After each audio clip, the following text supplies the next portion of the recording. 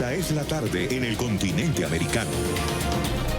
Cuando anochece en Europa y amanece en Asia, así cae la tarde en el continente americano y transcurre la noche y el amanecer en el resto del mundo.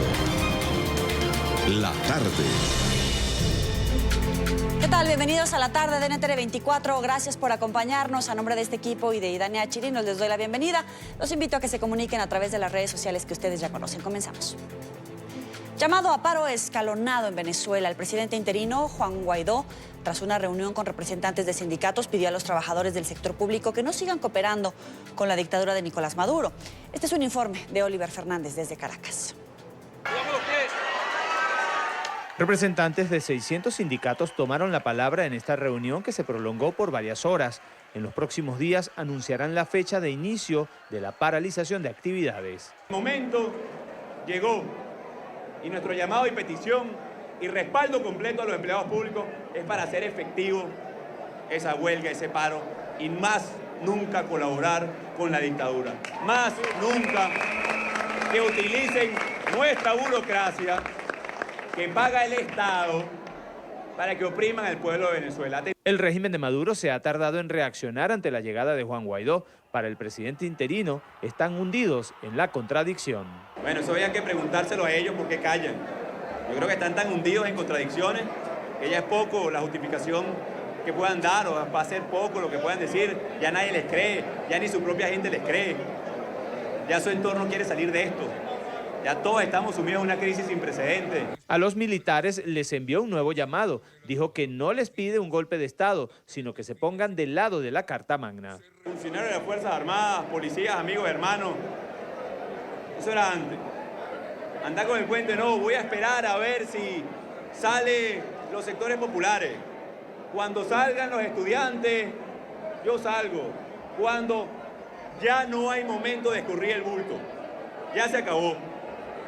El momento es ahora, para todos los sectores de la sociedad.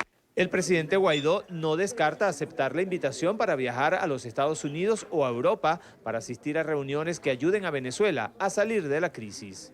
Vamos a hacer todo lo posible por asistir a esas reuniones. Tenemos otras también invitaciones, no solamente en América, sino también en Europa, pero evaluaremos día a día con el objetivo central para nosotros en este momento, que es el cese de la usurpación.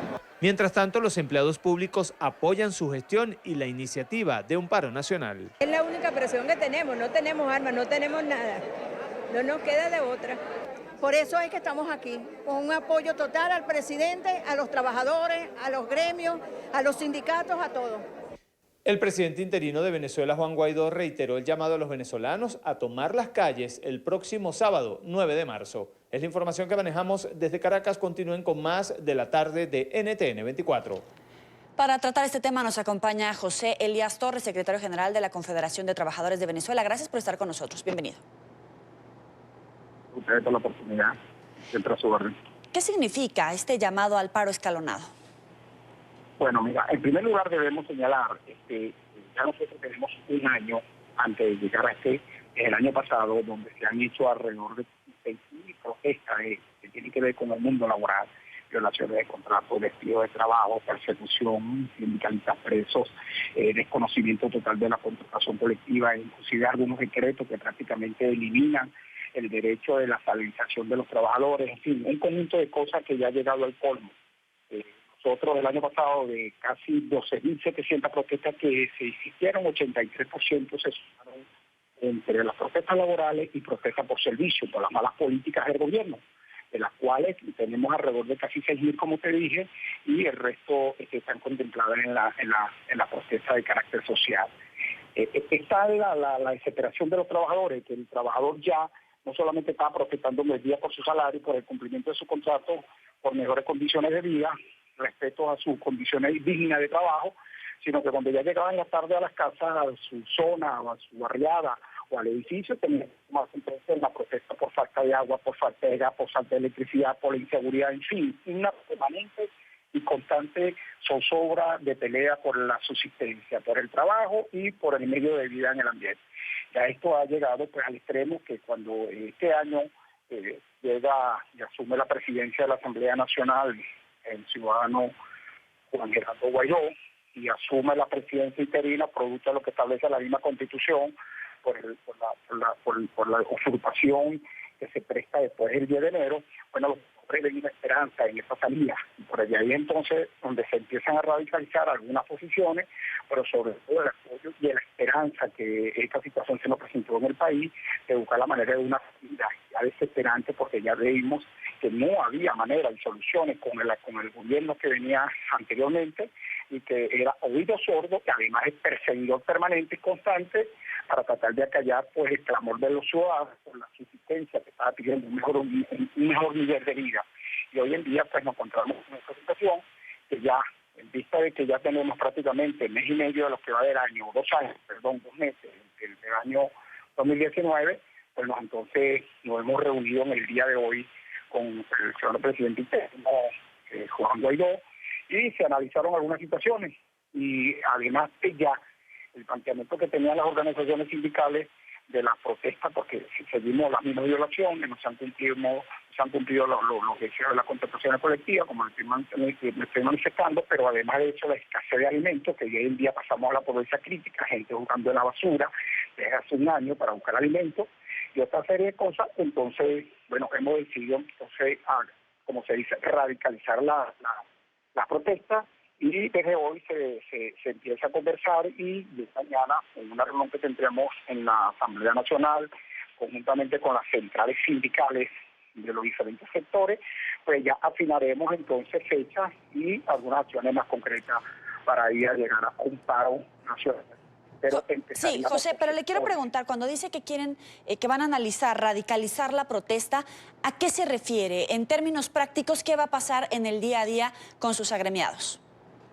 Bueno, mira, hasta este momento lo que ha habido más que todo es protesta, protesta por mediodía, 2 o 3 veces a la semana, en forma relámpago, y tanto en el sector más que todo, que se ha dado en el sector del sector magisterio, el sector de educación y el sector de la salud, y algunos otros sectores como el sector eléctrico y el sector de las comunicaciones.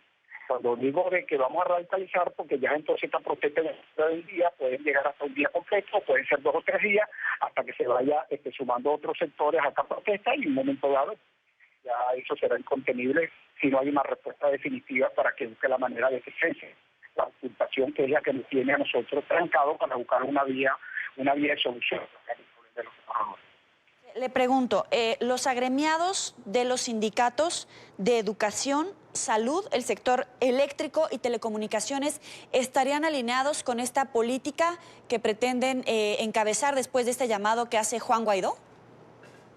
Bueno, hasta este momento vienen alineados, porque los sectores que más han estado en la calle protestando han sido precisamente esos sectores.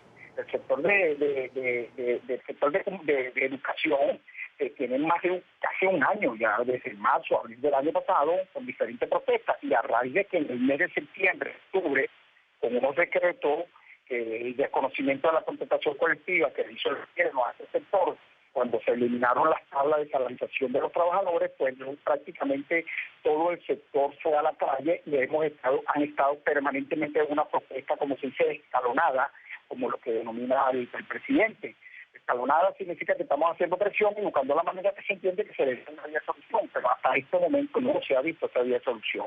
Independientemente de eso, el sector salud, que es uno de los sectores más problemáticos, porque no solamente es el salario, ya no se trata del salario del trabajador, no ya están sacando nada, porque no se consigue nada, resulta de que es la estructura hospitalaria, la infraestructura, donde no hay medicina, donde no hay los equipos suficientes para atender, donde han surgido una serie de enfermedades que estaban desaparecidas en Venezuela hace años, y todo esto es una cuestión de subsistencia, y que el sector de los trabajadores, conjuntamente con los pacientes y los familiares de los pacientes, han venido protestando en forma, como dije anteriormente, escalonada en los diferentes centros hospitalarios, ya sean clínicas, sean hospitales, sobre todo en hospitales, y esto, cuando digo radicalizar, es porque otros sectores se van a ir incorporando pues a este tipo de protesta, porque ya se está llegando un momento en que la situación es desesperante, y es una cuestión, como dije anteriormente también, de una cuestión de vida o muerte. El sector eléctrico ha venido en ese pasado haciendo algunas, no solamente las quejas por la cuestión de su salario, por la cuestión de su contrato colectivo, sino por los malos servicios y la criminalización de que toda esta serie de fallas por falta de política y mantenimiento de los sectores del sector eléctrico, pues entonces le echan la culpa a los trabajadores, entonces señalando de saboteo, la negligencia del gobierno se le trata de trabajar a los trabajadores, Sí. y esto también es insostenible por la criminalización que están haciendo de la protesta de los trabajadores. Igual pasa en el sector de comunicación. José, pero quiero entenderte, en este momento, porque es un dato muy importante, en este momento los agremiados del sector de los que ya hablamos, salud, eléctrico, educación, telecomunicaciones, más los que se vayan sumando, en este momento reconocen a Juan Guaidó como presidente interino de Venezuela. Ya no hay espacio para sentarse a negociar con el régimen de Nicolás Maduro, y entonces estarían a través de la protesta, estarían tratando de hacer que Nicolás Maduro dé un paso al costado y deje el poder a través de esta presión que van a hacer a través de los sindicatos de estos sectores.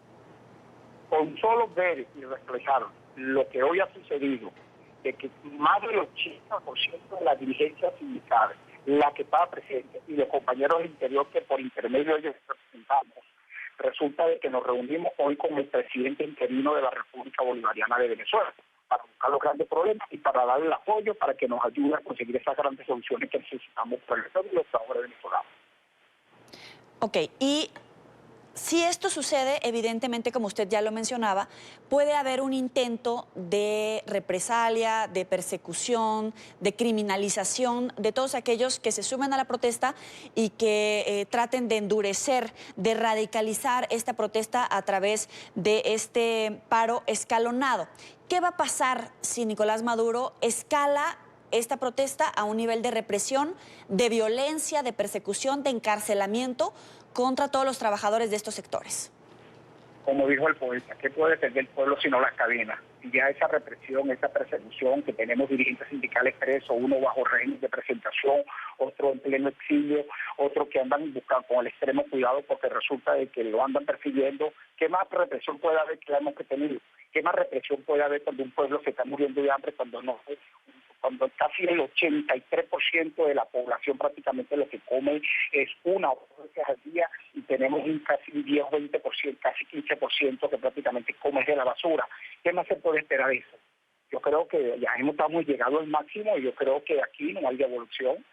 Yo creo que aquí lo que tiene que ver es que el gobierno tiene que empezar a revisar su situación para buscar la manera de que se dé esta transición, que es lo que se aspira para desembocar en un proceso de elecciones limpia, libre y supervisada, que es lo que aspiran todos los venezolanos. Inclusive estoy seguro que gran parte de las personas que son afectadas del gobierno están deseosos de eso mismo. Lo que no lo han hecho hasta este momento es por la presión que todavía tienen y el temor que tienen algunos de ellos de la represalia de su misma gente con ellos mismos, porque el resto de la población, del 80% en adelante, ya usted lo ve en la calle apoyando los cambios que necesitamos en el país.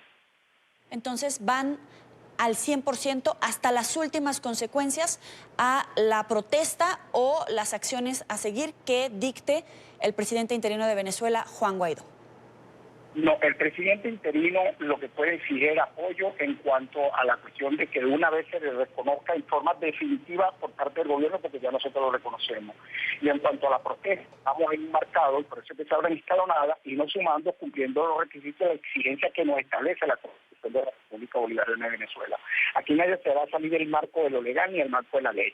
La protesta, como todos bien lo saben, es un derecho constitucional, es un derecho inclusive amparado por la Organización Internacional de Trabajo, y nosotros vamos a hacer de uso de todos los recursos legales, las presiones necesarias, no solamente para lograr lo que se requiere, el derecho de los trabajadores, sino también que nos demos nosotros un gobierno como corresponde y que respete los intereses y respete el bienestar de todos los trabajadores, que se signifique el trabajo. ¿Qué pasa? Ese es un mandato que por lo menos en el caso nuestro, como Confederación y la CTV, tenemos establecido en nuestros estatutos de ya defender la democracia y restituir y apoyar todas aquellas medidas que ayuden a restituir y a defender el Estado de Derecho en el país. Es José Elías Torres, secretario general de la Confederación de Trabajadores de Venezuela. Gracias por estar con nosotros aquí en la tarde. Siempre a su orden. Hasta luego. 4 de la tarde, 19 minutos. Revisamos en la costa este, revisamos otros temas que hacen parte de la agenda informativa del día. Es noticia el diagnóstico esperanzador que está dando la vuelta al mundo. La revista Nature informó que por segunda vez científicos españoles lograron eliminar el virus del VIH de un paciente que recibió un trasplante de médula ósea. Sin embargo, los expertos aún no hablan de cura, porque en algunos casos similares el virus reapareció después de un año. Expertos aseguraron a NTN 24 que el avance abre una gran ventana de oportunidades para avanzar en el hallazgo de un tratamiento efectivo. Alejandro Rincón, desde Nueva York, con la información. Adelante, Alejandro. Hola, feliz tarde para todos. Los ojos de la comunidad científica a nivel internacional han estado fijados hoy en los Estados Unidos, en particular en la ciudad de Seattle, estado de Washington, donde están reunidos los principales expertos a nivel global en inmunología y también en procedimientos de antirretrovirales. Estos expertos han estado compartiendo allí los avances de este procedimiento, que es un hito en la lucha contra el virus del VIH. Por segunda vez en la historia, una persona ha sido declarada completamente libre de esta enfermedad.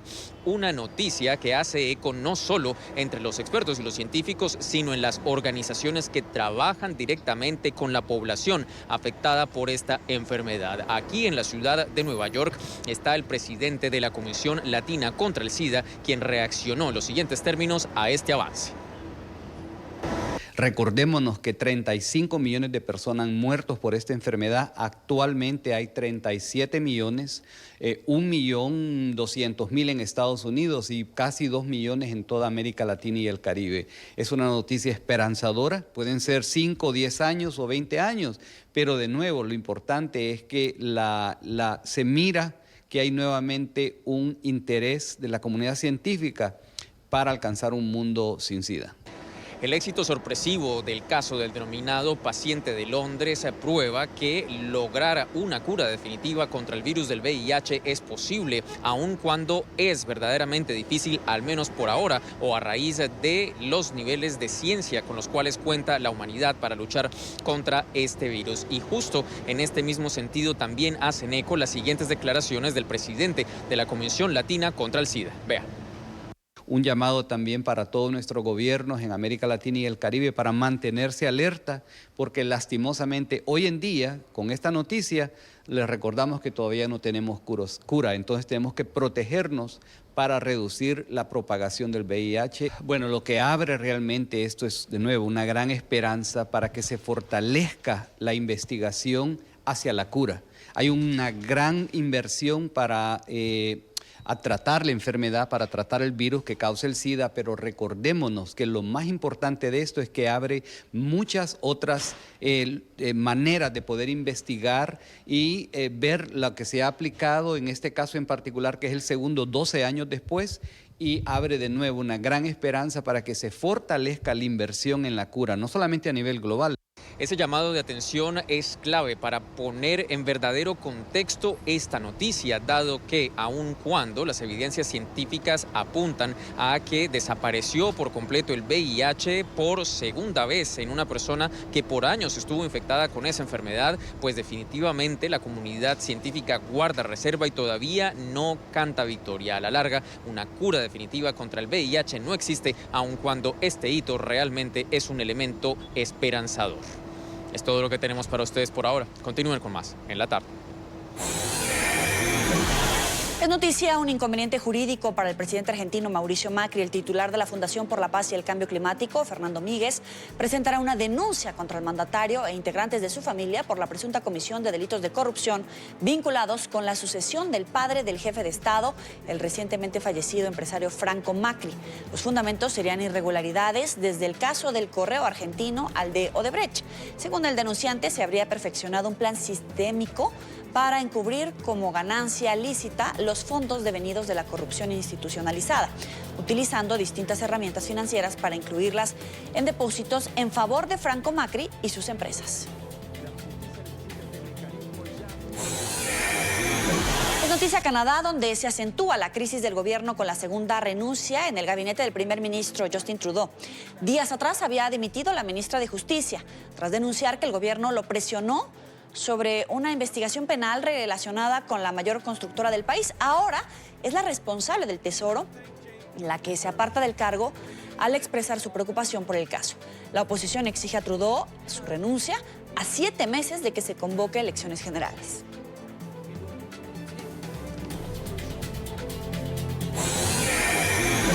Es noticia España porque 20 municipios en el norte del país se encuentran en alerta por incendios. Una de las comunidades más golpeadas por las llamas es el Principado de Asturias. Equipos de bomberos aseguran que aún hay 37 focos activos. Este es un informe de Marcelo Moncayo desde Madrid. Hola, ¿qué tal? Saludos para ustedes. En la tarde, amigos televidentes, los incendios forestales continúan azotando el norte de España, principalmente al Principado de Asturias. En las últimas horas ya se han registrado más de 100 incendios. En el Principado de Asturias, los incendios forestales han tenido en vilo a las autoridades y a los vecinos en los últimos días. Este martes continuaban activos 37 incendios de los 139 que fueron registrados en días pasados y que han dañado una gran extensión de bosques. La mayoría de estos incendios están ya controlados, aunque todavía no extinguidos.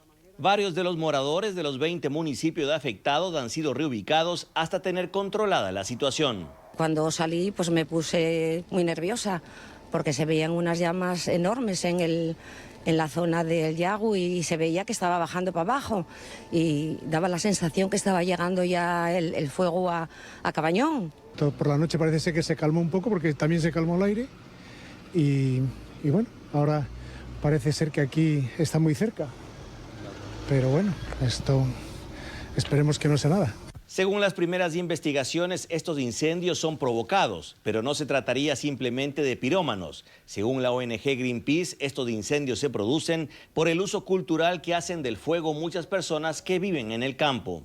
Hay que hablar de un uso cultural del fuego en el que de forma sistemática entre febrero y marzo hay estos incendios producidos por esas quemas que se descontrolan para ampliar las zonas de pasto o para ampliar las zonas de caza. Esto es muy importante tenerlo en cuenta precisamente para que no hablemos de terrorismo ambiental y se nos vaya el foco de los verdaderos debates, ¿no? Televidentes de la tarde, y desde el pasado 28 de febrero en el Principado de Asturias ya se han contabilizado más de 347 incendios. Este es el informe para la tarde. Marcelo Moncayo, NTN 24, Madrid.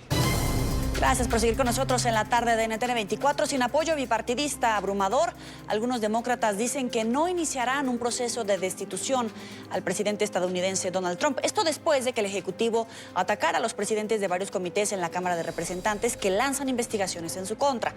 Trump asegura que se trata de acoso y una investigación con motivos políticos. Emiliana Molina tiene la información. Adelante.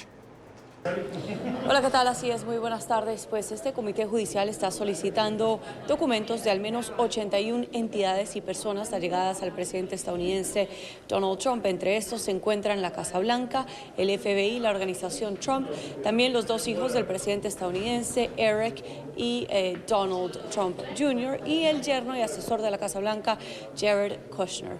Recordemos que la investigación que lidera el fiscal especial Robert Mueller desde el Departamento de Justicia es diferente a aquella que acaba de iniciar el Comité Judicial, pues este comité tiene ciertos poderes para iniciar un proceso de destitución. Sin embargo, Gerald Nadler, su presidente, no ha mencionado nada en los recientes documentos que se han publicado por parte de este comité y de hecho él ha reiterado en ciertas entrevistas para cadenas estadounidenses que no iniciaría este proceso a no ser que tenga un apoyo bipartidista abrumador. Por otro lado, las personas que fueron solicitadas documentos en cuanto al presidente estadounidense Donald Trump y posibles actos de obstrucción de justicia tienen hasta el 18 de marzo para entregarlos. De otra manera, Nadler entregará órdenes judiciales para obligarlos a entregar estos documentos, mientras que el presidente estadounidense Donald Trump ha dicho que va a cooperar con todo tipo de investigaciones, pero le ha restado importancia a la investigación del Comité Judicial. Ahora que se dan cuenta de que la única colusión con Rusia fue hecha por la corrupta Hillary Clinton y los demócratas, Nadler, Schiff y los jefes demócratas de los comités se han vuelto locos. 81 cartas enviadas a personas inocentes para acosarlas. No harán nada por nuestro país. El mayor exceso de alcance en la historia de nuestro país. Los demócratas están obstruyendo la justicia y no conseguirán nada. Una gran expedición de pesca desesperada en busca de un crimen, cuando en realidad el verdadero crimen es que los demócratas están haciendo y lo han hecho. acoso presidencial. Pues algunos legisladores como Steve Scalise aseguran que esta nueva investigación, liderada por demócratas, es simplemente parte de la agenda socialista y que están intentando desacreditar al mandatario estadounidense. Mientras tanto, algunos demócratas aseguran que por el momento están enfocados en esperar los resultados de la investigación del fiscal especial Robert Mueller. ¿Qué sientes sobre la investigación que los demócratas han lanzado contra Trump? Bueno, primero que todo estamos esperando el resultado de la investigación de Mueller. Esperamos que se termine, nos gustaría saber qué ocurrió. Y la historia publicada en el New Yorker por Jane Mayer genera aún más dudas. Yo quiero saber cuál será el resultado. Es obvio que hay cosas que se hicieron mal. Es lo único que han hecho durante 2 años en Washington. ¿Por qué deberían parar ahora? ¿Correcto? Ellos no quieren a Trump, en caso de que te lo preguntes. Creo que es el deber constitucional del Congreso.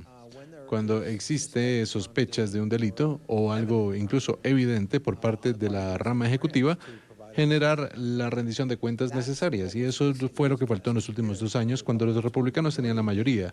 Ellos sencillamente no permitían que nada pasara con Donald Trump. No hubo una sola audiencia. Pues Nadler asegura que parte de esta investigación es para que cumpla su deber como un plan B en caso de que no se conozcan los detalles públicamente de la investigación de Robert Mueller y en caso de que esta también llegara a fallar. Y por otro lado, asegura que si algo aprendió de los testimonios y las audiencias de Michael Cohen, el ex abogado personal de Donald Trump, es que el Ejecutivo podría haberse implicado en una serie de delitos, no simplemente cuando se lanzó a las presidenciales, sino también desde que llegó a la Casa Blanca. Esa es toda la información que tenemos en el Congreso. Emiliana Molina, regreso al Centro Internacional de Noticias. Gracias, Emiliana. Y Hillary Clinton descarta postular su nombre para las próximas elecciones presidenciales. La exsecretaria de Estado, quien perdió ante Donald Trump en 2016, afirmó que pese a que no aspirará a llegar a la Casa Blanca, continuará en el debate y defenderá su postura política. Clinton lamentó la polarización que vive el país y afirmó que Estados Unidos está sumido en una crisis debido al fortalecimiento de ideales racistas. Y para tratar este tema le damos la bienvenida a Javier Maza, analista y asesor político. Gracias por estar con nosotros. Bienvenido. Encantado, Yoli, de llegar a los amigos que nos siguen en la tarde en NTN 24. ¿Hillary Clinton se descarta por ahora o definitivamente en el 2020 no la vamos a ver en esa papeleta? Yo creo que es definitivo y ¿sabes qué? Me parece que es lo más saludable, es lo mejor que le podía ocurrir al Partido Demócrata, que Hillary Clinton diera finalmente un paso al costado. Tuvo su oportunidad y la verdad, Yoli, es que hay tantas opciones, tantas alternativas en el Partido Demócrata como potenciales candidatos que la peor carta a jugar hubiera sido Hillary Clinton. ¿Y qué posibilidades tiene de cambiar esta decisión o el voto por los demócratas los resultados de la investigación de Robert Mueller? Tremenda. Yo diría que en este momento, si tuviéramos una definición para Donald Trump, sería un presidente triple A, ¿no? Arrinconado, angustiado y amargado, ¿no? Es decir, la investigación de Mueller, en primer lugar, que todavía no conocemos, se va a dar a publicidad probablemente en los próximos días, se viene rumoreando cada vez más eso en Washington, lo va a poner contra las rejas, es decir, lo va a obligar a tener que definir una posición y es muy posible que le levanten cargos tan graves como los de conspiración para defraudar las leyes electorales, perjurio por haber mentido sobre el tema de los famosos emails de Hillary Clinton y colusión. Son delitos gravísimos que no solamente conllevan casi por hecho un impeachment a nivel de la Cámara Baja, una muy posible destitución presidencial en el Senado y posteriormente eso inclusive pena de cárcel. O sea, en este momento, si alguien está angustiado realmente y con mucha razón es Donald Trump. Pero los demócratas de verdad lograrán capitalizar ese saldo negativo que podría obtener Donald Trump, porque hoy por hoy los propios demócratas están desistiendo de esta investigación y el presidente incluso subió su popularidad en una reciente encuesta. A ver. Vamos por partes, como dijo Jack, el destripador, ¿no? Vamos. En primer lugar, que el nivel de aprobación de Trump, las encuestas me las pasaron esta mañana, está en el 40%. Es decir, si comparamos brevemente cómo estaban George W. Bush y Barack Obama en su momento, en estos instantes, faltando 1 año y pico para las elecciones, o 1 año y 8 o 9 meses para las elecciones, Trump está abajo 7, 8 puntos en comparación a cómo estaban Obama y cómo estaba George W. Bush. El único es Clinton, que estaba un poquito más abajo, pero no vamos a comparar el carisma que tiene Clinton con el carisma fantástico que tiene Donald Trump. Eso por un lado. Por otro, que en este momento hay la posibilidad, y esto lo podemos ver quizá esta semana, que se rompa la unidad, ojito, la unidad de la bancada republicana en el Senado. O sea, en este momento ya hay una resolución cocinada y lista para servirse en la Cámara de Representantes, equivalente a la Cámara de Diputados, que es controlada por los demócratas, eso es conocido, para tumbarse abajo la ley de emergencia que declaró Trump para conseguir fondos y construir el muro.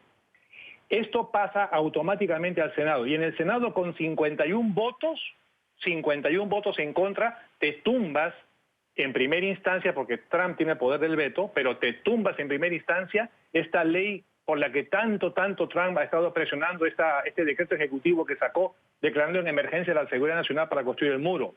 En este momento, Yoli, ya hay seis senadores republicanos cuyos nombres se han publicado que han dicho vamos a votar en contra de la ley de emergencia de Trump. O sea, ya en este momento hay 51 votos, mayoría simple, para en una derrota política contra Trump tirarse abajo su ley de emergencia. Él va a ejercer el poder de veto. Eso es constitucional.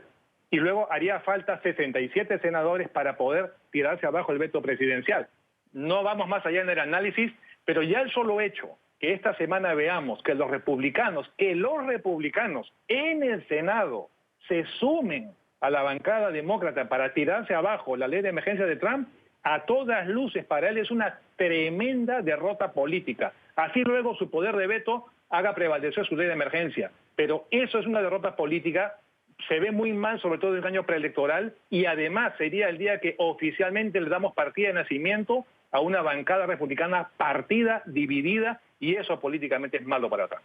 Javier, pero ayúdame a entender esto. Clinton decía que en este momento Estados Unidos está sumida en una crisis debido al fortalecimiento de ideales racistas. En caso de que suceda este escenario que tú estás poniendo sobre la mesa, de que le den la espalda a esta política migratoria, a esta propuesta del muro fronterizo, ¿cómo entender entonces que Hillary Clinton, la candidata demócrata, esté diciendo que los ideales racistas, es decir, la bandera de Donald Trump, es lo que está haciendo que dé un paso al costado? Mira, yo lo que entiendo, Hillary es una mujer política, definitivamente. Que ella tiene que estar calculando que lo peor que le puede pasar, no solo al Partido Demócrata, sino a quienes creemos en otra opción política a los Estados Unidos, es que en el 2020 Trump sea reelegido. Opción que en este momento es ampliamente debatida. O sea, eso que le quede claro a los amigos que nos siguen en la tarde. La opción de que Trump sea reelegido en el 2020 es muy poco probable en el momento que estamos hablando. Primero porque tiene un amplio rechazo. Solamente un 38% lo aprueba. Ya en su base hay problemas. La famosa ley de impuestos, por ejemplo, que decía que iba a colocar más dinero en los bolsillos de la clase media, en estos días, Yoli, para que los amigos sepan, ocurre lo que se llaman los tax refunds. O sea, el IRS, el sistema tributario de Estados Unidos, manda cheques de regreso a las personas cuyos impuestos, que pagaron impuestos de más. Y es la época más feliz porque a la gente le llega normalmente 1.000, 2.000, 3.000, 4.000, hasta 5.000 dólares de devolución en un cheque del gobierno para que hagan lo que quieran con ese dinero. Esos cheques se han reducido.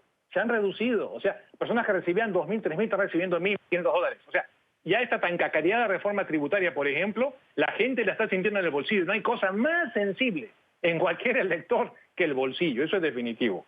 Ahora, volviendo a tu pregunta, Hillary Clinton da un paso al costado porque sabe que hay nombres que tienen reales posibilidades de ganar. Bernie Sanders, a sus 77, es una opción. Beto O'Rourke, muchacho, un hombre joven de 30 y tantos años que por 3 puntos le ganó Cruz la elección a senador en Texas. Joe Biden. Joe Biden, a mí me parece una carta fabulosa. Joe Biden hasta ahora no ha dicho voy, pero Bernie Sanders sí. Beto O'Rourke está prácticamente confirmado. Biden está midiéndose y Kamala Harris, que es una senadora brillante, que dijo también yo voy. Y hay como 12 más que están todavía en lo que llaman comités exploratorios.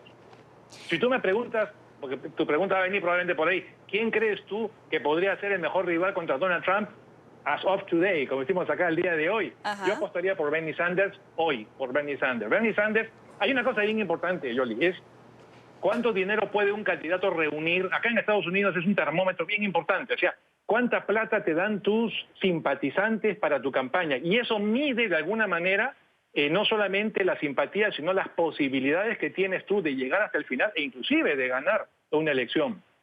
Bernie Sanders, a los 77 años, que es el líder de los muchachos, los menores de 30 años. Es impresionante liderazgo de este viejo tan inteligente y tan carismático. Lo digo con todo cariño, lo de viejo. Reunió en 4 horas más de $1 millón. O sea, esto es prácticamente un récord. En 4, o sea, casi $250,000 por hora. ¿Y sabes cuál era el promedio de las donaciones? $22. O sea, no fueron donaciones de empresas, de grupos de poder que pusieron 100, 200, $300,000. No, fueron millones de personas, muchachos, muchos de ellos, que pusieron 20, 22, el que más $27. O sea, comienza muy bien la campaña de Bernie Sanders y para de alguna manera neutralizar la crítica que muchos hacen, oye, pero a los 77 comenzar una campaña, sería presidente a los 80. Lo que dijo alguna vez ese gran comunicador político que es Bill Clinton, no interesa la edad de los políticos, sino la edad de sus ideas. Sí, pero aquí nos entra un poquito el debate a todos los que integramos la tarde, porque decíamos que no necesariamente nosotros vemos descalificado o sin ninguna opción al presidente Donald Trump para elegirse, porque en las elecciones pasadas teníamos del lado de los demócratas a una Hillary Clinton, a un Bernie Sanders, al propio expresidente Barack Obama, a una cantidad de verdad insospechada de artistas que estaban saliendo a hacer campaña por toda la propuesta demócrata y aún así perdieron. ¿De verdad no puede repetir Trump este fenómeno porque parece que nada le afecta? A ver, vamos a ver. Vayamos para atrás. Yoli, 2016. Ojo al piojo. Ojo al piojo. Teníamos un país en el que, y esta estadística es para pararle los pelos a cualquiera, pero es totalmente real. 7 de cada 10 norteamericanos, 6.8, 7 de cada 10 no creían en los políticos en Washington, ya sea demócratas o republicanos. O sea, la crisis de los partidos políticos, del establishment, como le decimos acá, era tremenda. O sea, el terreno estaba perfectamente abonado para que subiera alguien como Donald Trump. Y ojito, porque escuché un reportaje buenísimo que ustedes presentaron antes de entrar en este diálogo contigo, que es muy interesante, en el que decían Hillary Clinton cuando perdió con Trump.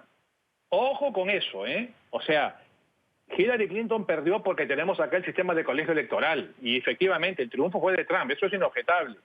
Pero el voto popular, o sea, como serían las elecciones en Colombia o en Perú o en cualquier otro país, menos en Estados Unidos, Hillary Clinton hubiera sido presidenta porque tuvo 2.800.000 votos más que Donald Trump. Ganó por el tema del colegio electoral. O sea, siempre se dijo que la gente no es que votó porque les gustó Trump, les gustaba menos que Hillary Clinton. O sea, los dos eran ampliamente impopulares y la votación finalmente se dio por el menos impopular. Javier, pero aquí se está volviendo una locura este set, porque muchos están diciendo, es el mismo sistema que va a elegir al próximo presidente. Es decir, Trump podría colocar la misma hazaña en términos electorales, por estos distritos ganar estos colegios. Mucho cuidado, que es muy diferente cuando tú empiezas una campaña, en el caso 2016, eres una promesa, eres para muchos una esperanza, a llegar nuevamente a buscar el voto de los electores con, en ese momento, 3 años, en el 2020 serán 3 años de ejercicio en el poder, con todo el desgaste que eso significa, Yoli, y vamos a poner las cosas en claro. Las grandes promesas de Trump se han quedado colgadas en el ropero de las promesas, comenzando por el muro. ¿Por qué creen ustedes, amigos, que es la desesperación de Trump por conseguir dinero? Denme mi plata para hacer mi, como dicen los mexicanos, casi digo una mala palabra, el desgraciado muro. O sea, porque esa promesa se le ha quedado colgada, no ha cumplido. No tiene, como decimos acá, un deliverable, o sea, un entregable, una muestra que él cumplió con eso. Y si le cierran la ley de emergencia, lo van a dejar sin dinero. Se queda sin entregar lo más importante. Dijo, vamos a negociar un tratado de control nuclear con Corea. Acaba de regresar de Corea. Por Dios, hace 4 o 5 días. ¿Qué trajo? Nada. 0. O sea, Kim 1, Trump 0. Supuestamente pensó que con su charm y su personalidad tan magnética, ¿no?, iba a lograr seducir al líder norcoreano y regresó con las manos vacías. Yo sé, tú me dices, ¿qué ha hecho hasta ahora Trump?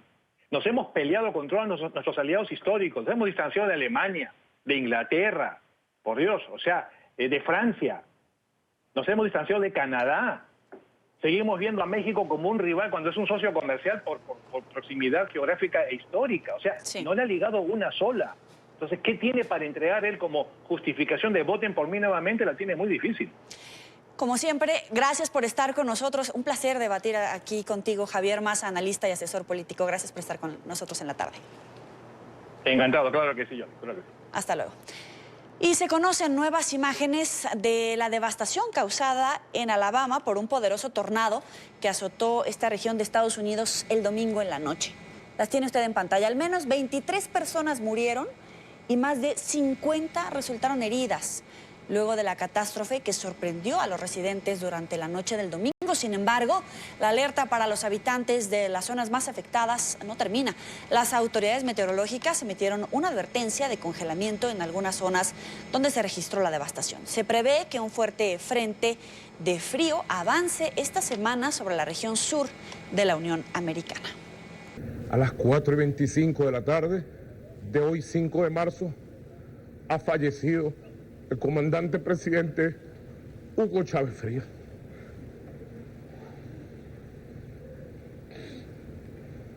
Luego de batallar duramente con una enfermedad durante casi 2 años.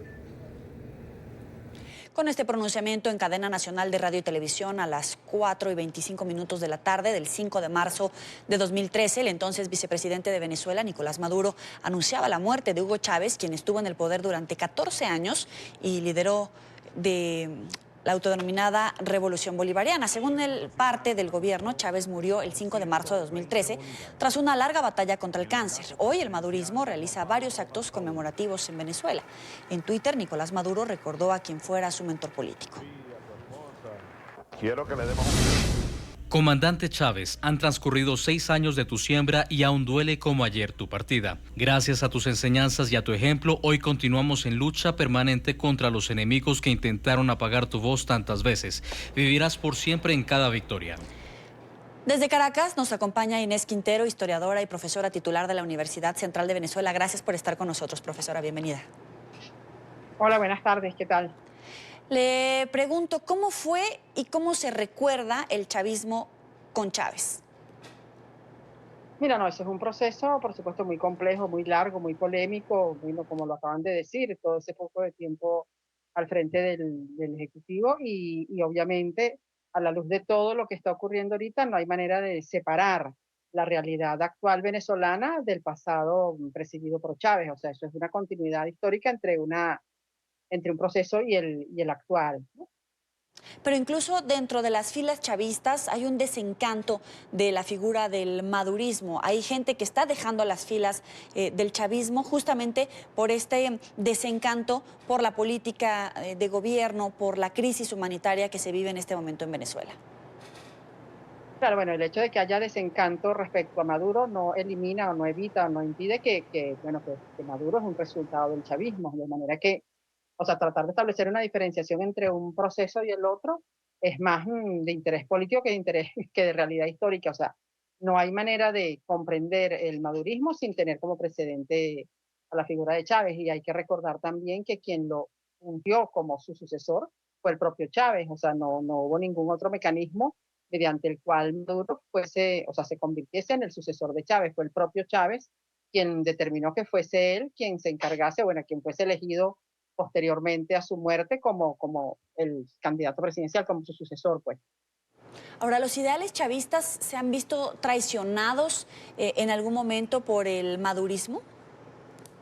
Bueno, yo no creo que haya habido en ningún caso una declaración en ese sentido por parte de lo que ha significado el régimen de Maduro. Más bien, como se demuestra en el acto de hoy, ellos siguen reivindicando que son la continuación de Chávez, es decir, que ellos no han establecido ni han procurado ningún tipo de ruptura con ese pasado inmediato.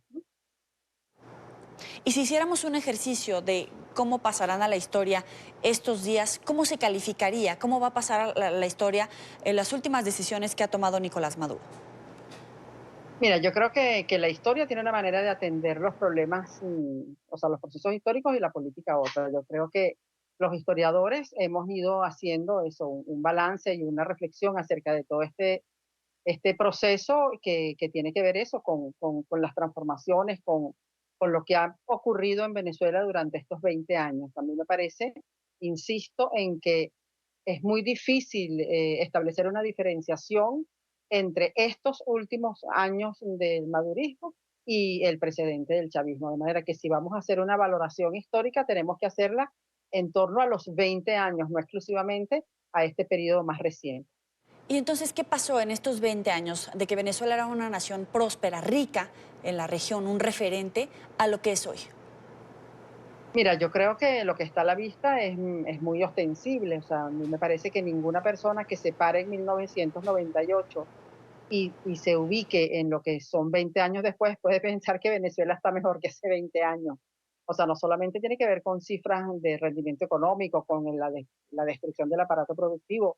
Tenemos una situación de salud absolutamente monstruosa que, por supuesto, no tiene nada que ver con lo que era la situación de salud en Venezuela, aunque no estuviese perfecta, hace 20 años, la situación institucional, o sea, la inseguridad, o sea, el desabastecimiento, los índices inflacionarios, o sea, no hay ningún indicador objetivo o subjetivo de la realidad venezolana del presente que comparado con hace 20 años pueda decir que estamos mejor que hace 2 décadas.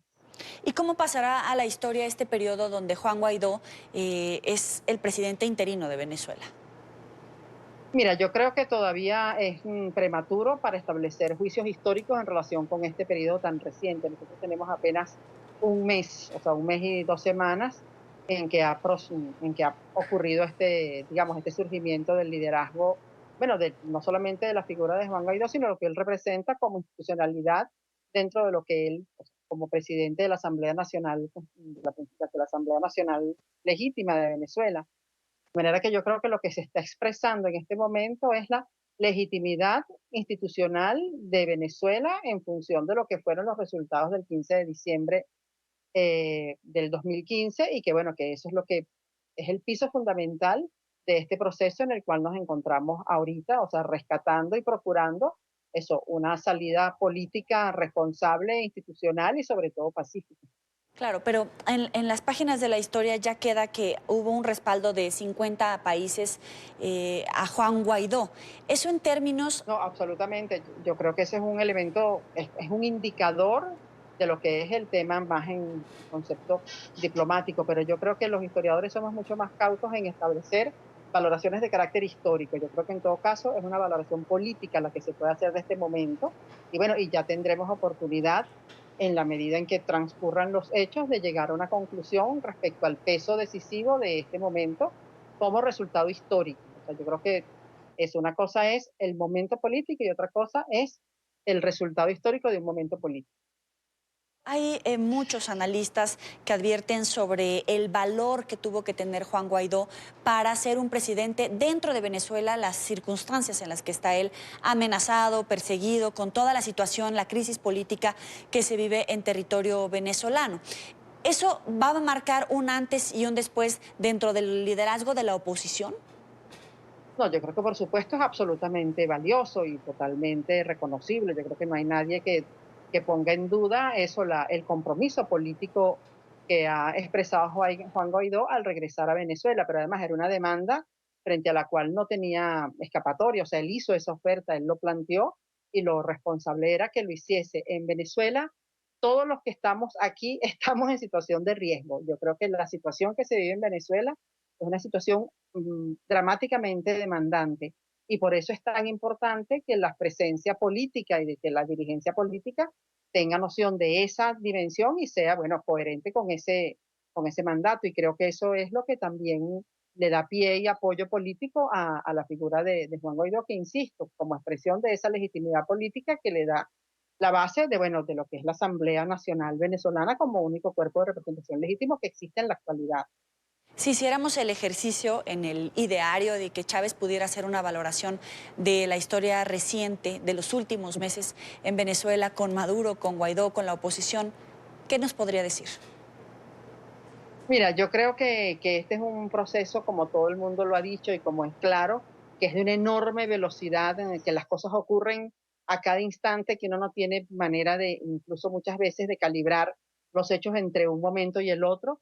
Pero creo que obviamente lo que más expresa este proceso desde mi punto de vista, y creo que también ha sido reiterado, ha sido la voluntad indeclinable de una sociedad de seguir reclamando la posibilidad de vivir en democracia y en libertad. Yo creo que eso es un elemento que ha estado presente durante estos 20 años y que sigue estando presente y que es un clamor general de quienes están en las calles y que siguen estando aquí exigiendo la posibilidad de la recuperación de la democracia y de vivir en una situación de libertad, de institucionalidad, de Estado de Derecho, de respeto, bueno, en la normalidad de que tú puedas ir al médico, y que puedas tener medicina, de que puedas ir al mercado, y que puedas comprar, de que puedas vivir, ¿no?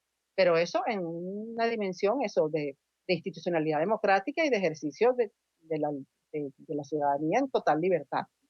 Le agradezco a Inés Quintero, historiadora y profesora titular de la Universidad Central de Venezuela. Gracias por estar con nosotros. Avanzamos. La crisis humanitaria en Venezuela sigue dejando secuelas permanentes en los ciudadanos. Esta vez se trata de la esperanza de vida de la población, que según el más reciente reporte de la encuesta de condiciones de vida, se ha reducido en 3 años y medio. De acuerdo al reporte, el incremento de 10% en la pobreza durante los últimos 3 años y el hecho de que el 90% de la población no pueda hacer frente al pago de alimentos con sus salarios ha afectado directamente la esperanza de vida de los venezolanos. Investigadores aseguran que solamente países como los de la Federación Rusa, durante la disolución de la Unión Soviética y Camboya, luego de la guerra, tuvieron una situación similar. Ya veíamos con Inés Quintero la situación histórica y lo que se ha denominado el fenómeno Chávez a 20 años de su llegada al poder. Ahora vamos a analizar este otro punto de vista. Trino Márquez Segarra, sociólogo y profesor de la Universidad Central de Venezuela, precisamente para ver desde el punto de vista social la situación que ha vivido Venezuela y que ahora vive el país. Profesor, gracias por estar con nosotros. Bienvenido. Es un placer estar contigo, Joely, y compartir estos minutos con tus televidentes. Estábamos escuchando unos índices de pobreza, de hambruna, una crisis alimentaria en uno de los países que era referente en la región, una nación que era próspera. A 20 años, ¿cómo llegamos aquí? Bueno, llegamos por la aplicación del sistema socialista, de lo que Hugo Chávez llamó el socialismo del siglo XXI, que ha sido continuado por su sucesor Nicolás Maduro. El socialismo del siglo XXI era exactamente el mismo socialismo del siglo XX, pero agravado, porque se basó en las estatizaciones de las empresas más importantes del país, en el control casi absoluto de la economía, en el acoso a la propiedad privada y a toda forma de iniciativa particular. Y todo este conjunto de factores contribuyeron a destruir la economía, al punto que desde que Nicolás Maduro asumió la presidencia de la República en el año 2013 hasta el presente, a lo largo de 6 años, la economía se ha contraído un poco más de 50%. Es decir, nosotros tenemos más o menos el mismo tamaño de la economía que tenía Venezuela en el año 1958, cuando fue derrocada la dictadura de Marcos Pérez Jiménez. La diferencia es que en aquel momento éramos alrededor de 10 millones de venezolanos y ahora somos 30 millones de venezolanos. La población se multiplicó por 3, pero la economía se contrajo en 50%.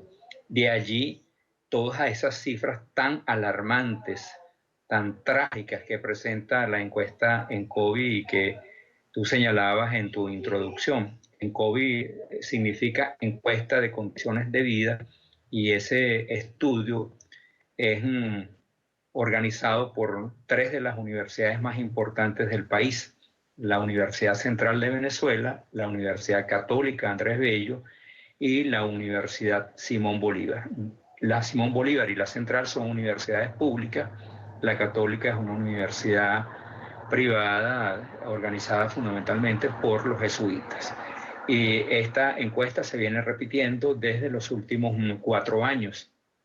Se han hecho estudios consistentes que permiten comparar el desempeño de la economía desde el año 2014 o desde el año 2015 hasta la actualidad. Y las cifras que arrojan esos estudios elaborados de forma muy seria son muy preocupantes porque revelan que la calidad de vida en términos globales de los venezolanos se ha erosionado de una forma muy, muy alarmante. Problemas como el acceso a los alimentos, esa cifra que tú señalabas en tu introducción, que 90% de las familias no pueden acceder a la canasta alimentaria. Igualmente, 2 de cada 3 personas no pueden comer 3 veces al día, solamente comen 1 o 2, y la calidad de los alimentos también es muy mala porque consumen básicamente harinas, sí, carbohidratos que tienen poco poder nutricional.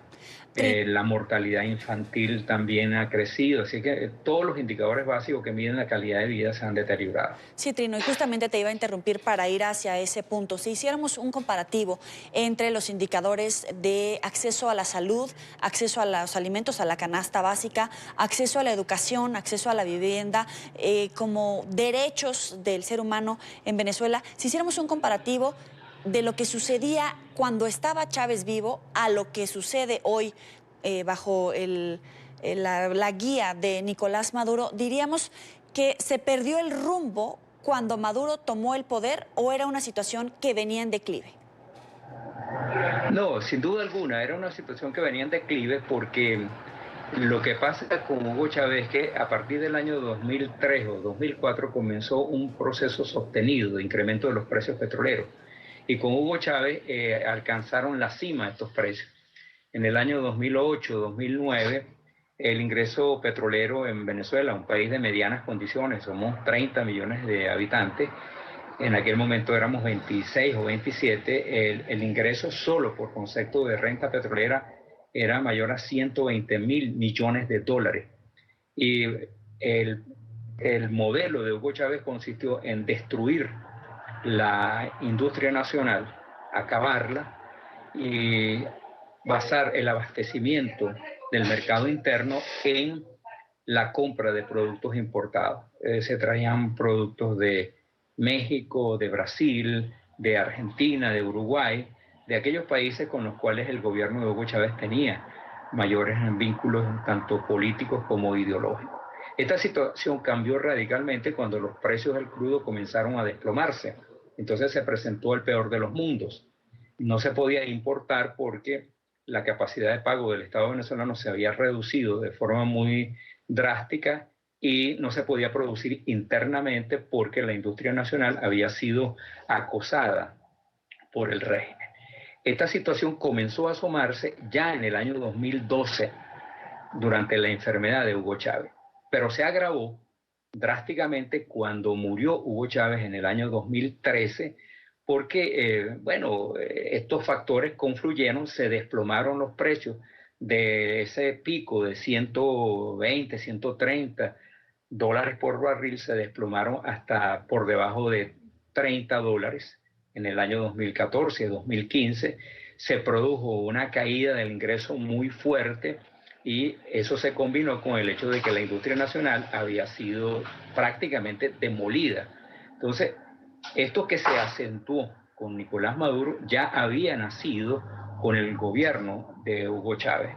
Hay personas, y sobre todo en Venezuela, que pretenden exculpar a Hugo Chávez de lo ocurrido, pero el verdadero responsable de esta tragedia que vive Venezuela fue Hugo Chávez, porque implantó un modelo contra natura, que conspiró contra la tradición venezolana de respeto a la propiedad privada y de resguardo de los derechos de propiedad. Creó un clima de incertidumbre, de desasosiego y de inseguridad jurídica que hicieron que de Venezuela emigraran las principales empresas transnacionales y que los inversionistas nacionales no se atrevieran y no se atreven todavía a invertir en Venezuela. Por lo tanto, eso se ha traducido en una caída muy drástica del empleo Sí. Aquí lo que se produce en esos empleos es muy poco valor, que agregan muy poco valor a la economía. Trino, pero ¿cómo está la sociedad, los que tienen esos alrededor de los 20 años, que solamente han conocido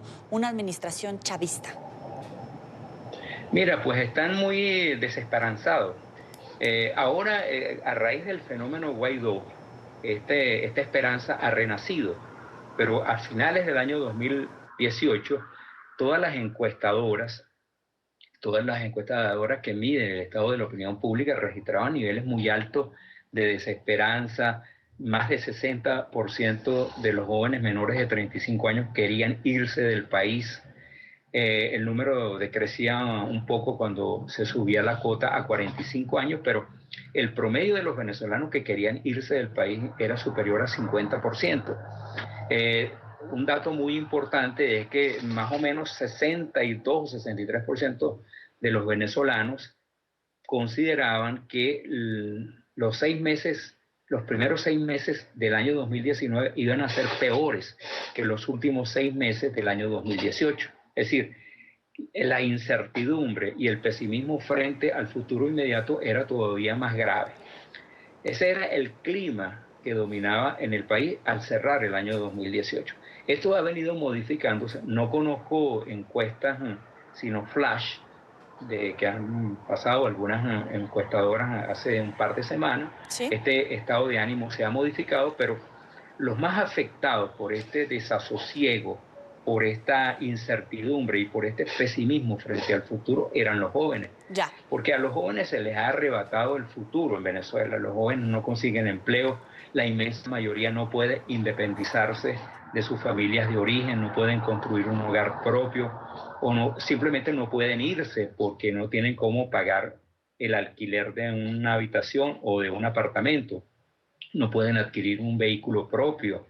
No pueden incluso divertirse un viernes en la noche o un sábado, porque la hiperinflación, que es el fenómeno más agudo y el que más está erosionando la calidad de vida de los venezolanos, está afectando particularmente a este sector de la población.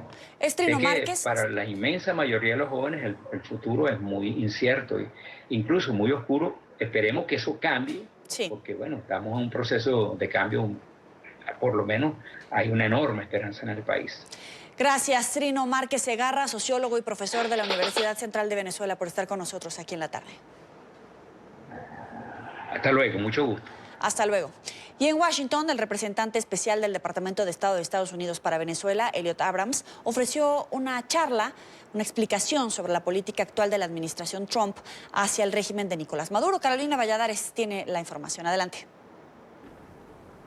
¿Qué tal? Buenas tardes desde Washington. Mensaje del representante del Departamento de Estado de Estados Unidos para Venezuela, Elliot Abrams, dijo que los Estados Unidos, la Casa Blanca, está dispuesta a reforzar la presión tanto económica como diplomática sobre el régimen de Nicolás Maduro. Habló de las sanciones que ya tienen lugar contra el régimen de Venezuela, de esos 59 visados que fueron revocados. En ese sentido, anunció que prontamente más visados van a ser revocados de personas allegados de la cúpula del régimen de Nicolás Maduro. También dijo sobre las sanciones secundarias, sobre si se piensa sancionar o no a individuos, empresas y gobiernos que estén colaborando con el régimen de Nicolás Maduro. Dijo que es una posibilidad, pero que todavía no se ha tomado una decisión al respecto.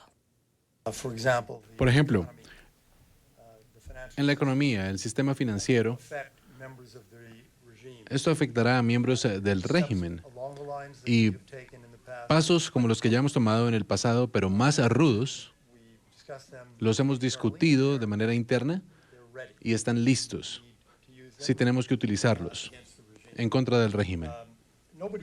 Nadie está hablando de un paso militar por parte de los Estados Unidos, excepto el régimen y los rusos, de hecho. Yo he dejado en claro de manera repetida que nuestra política, como acabo de decirla, es una presión financiera, diplomática y económica con el fin de llegar y avanzar hacia una transición pacífica en Venezuela. Eso es lo que queremos. Esa es nuestra política. Las sanciones secundarias claramente son una posibilidad.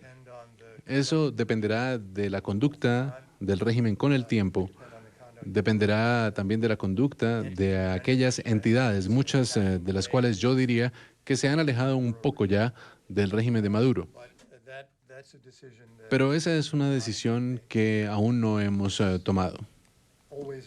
Siempre es una posibilidad, pero aún no estamos ahí.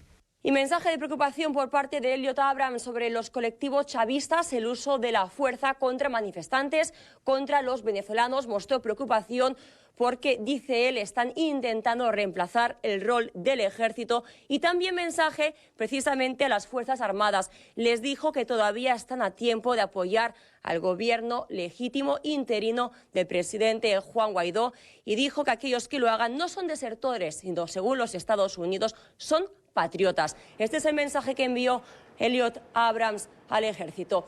Y también es ese reporte desde Washington, Carolina Valladares para NTN 24. Gracias, Carolina. Vamos a una pausa, ya volvemos con más. Los invito a que se suscriban a nuestro canal en YouTube, NTN 24. Allí van a poder encontrar todo el contenido multimedia, nuestras entrevistas, reportajes y la señal en vivo. Recuerden conectarse www.youtube.com/NTN 24. Ya volvemos. Gracias por seguir con nosotros en la tarde de NTN 24. Los obispos de Nicaragua se alejan de la mesa de diálogo. Por medio de un comunicado, la Conferencia Episcopal afirmó que su papel seguirá siendo el de acompañar al pueblo nicaragüense ante el no llamado a ser parte de las negociaciones. Los obispos aseguraron que a la fecha ni el régimen de Daniel Ortega ni la oposición han mostrado interés en que la Iglesia tenga algún rol en las negociaciones para superar la crisis, por lo que decidieron distanciarse del proceso. Y en medio de la crisis nicaragüense, organizaciones no gubernamentales siguen alertando sobre la situación de los llamados presos políticos del régimen de Daniel Ortega. Uno de los casos es el de Miguel Mora, director del canal 100% Noticias. Anoche, el periodista, arrestado por orden del oficialismo, suspendió una huelga de hambre que adelantaba para exigir que le permitieran a sus familiares visitarlo. Mora pasó 10 días sin consumir alimentos, pero decidió desistir de la medida de fuerza por petición de su esposa. Para tratar este tema saludamos a Verónica Chávez, periodista y esposa de Miguel Mora. Gracias por estar con nosotros. Bienvenida. Muchas gracias, colega. Mire, gracias por estos minutos y poderme dirigir al pueblo colombiano. Un saludo por todo el apoyo y la solidaridad que han tenido con Nicaragua. Bendiciones. Verónica, ¿cómo está tu esposo? Bueno, pues a 2 meses y medio de haber sido encarcelado injustamente, secuestrado, mi esposo Miguel Mora de 100% Noticias junto a la colega Lucía Pineda Guau, jefa de prensa también de 100% Noticias. Ambos pues continúan secuestrados, encarcelados injustamente por el hecho de haber informado noticias. Ellos obviamente no son delincuentes, simplemente son periodistas, incluso acusaciones sin fundamentos, ya que a los periodistas pues se les acusa de estar incitando a odio. Un periodista no incita a odio, un periodista informa. A esta hora pues yo te podría decir de que luego de 2 meses y medio pues yo solo he tenido 2 ocasiones de verlo y pues me han costado mucho, ¿verdad? Porque he tenido pues que pelearlas cuando estaba en la cárcel de el Chipote, pero pues acá en el sistema penitenciario la que me correspondía al mes ya se me permitió esa visita familiar y pues gracias a Dios primeramente tuve la oportunidad de conversar con mi esposo y verlo, ya que estábamos muy preocupados porque pues teníamos un mes de no saber nada de él y pues ver también su estado, ¿no? De ánimo y de salud luego de que él iniciara o nos hubiéramos enterado, ¿verdad? A través de una carta que dieron a conocer los reos que la filtraron de que él se encontraba en huelga de hambre. Efectivamente, él estuvo 12 días en huelga de hambre y pues lógicamente su señora madre y mi persona, ¿verdad? Su esposa, pues le pedimos a él que aunque su lucha es justa, aunque estamos con él, necesitábamos, ¿verdad?, de que él comiera algo. Miguel Mora se encuentra en una cárcel de máxima seguridad, donde jamás debieron meterlo ahí, porque ahí solo se meten a los delincuentes, a personas de alta peligrosidad. Esas cárceles están destinadas para este tipo de personas y Miguel no es un delincuente. Miguel es un periodista honorable de este país que goza de mucho prestigio y credibilidad en Nicaragua y que sabemos las razones por las que él lo han secuestrado. Sí. Por lo tanto, nosotros le dijimos de que dejara esa huelga de hambre porque tenemos miedo por su salud. En una cárcel de máxima seguridad donde lo mantienen aislado, no sabemos si a él se pueda desmayar o algo y cuándo nos damos cuenta ahí qué le puede pasar. Verónica, pero tú ves disposición... ¿Ves disposición por parte del presidente Daniel Ortega y del gobierno para un acercamiento? Porque hoy por hoy ya se ha rentablado el diálogo entre la oposición, la sociedad civil y el gobierno de Daniel Ortega. ¿Pero ves alguna disposición, alguna buena señal de entendimiento? Porque tu esposo sigue preso y no, uno de los puntos claves del pliego petitorio es la liberación de todos los presos políticos.